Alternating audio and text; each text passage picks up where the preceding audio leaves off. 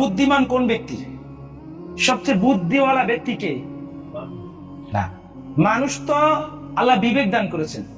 যে ব্যক্তি বিপদে পড়ে না, আরামে থাকে, কোনো ঝামেলায় পড়ে না, কোনো বিপদ আসার পূর্বেই বিপদের সমাধান করে, বিপদের বিরুদ্ধে অবস্থান গ্রহণ করে, ব্যবস্থা গ্রহণ করে। যেমন ধরুন আপনি কক্সবাজার যাবেন ঘুরতে, হ্যাঁ, তো এখন যদি আপনি টাকা পয়সা না নেন অথবা আপনার ব্যাংকের কার্ড, ক্রেডিট কার্ড না নেন বা কোনো কিছুই নিলেন না, আপনি শুধু গেলেন ওইখানে, এখন কি ওইখানে থাকতে পারবেন, খাইতে পারবেন? ওটা একটা পর্যটন কেন্দ্র না?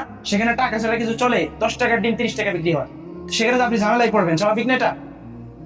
এমনি ভাবে এই দুনিয়া থেকে কিন্তু আখেরাতের শস্য খেতেন, আখেরাতের শস্যগুলো কি আমাদেরকে তুলে নিতে হবে, অন্যথায় আমরা কিন্তু কবরে বারজাখের জীবনে বিপদে পড়ে যাব। আখেরাত, হাসর, ফুলসিরাত প্রত্যেকটা জায়গায় কিন্তু বিপদের আশঙ্কা রয়েছে।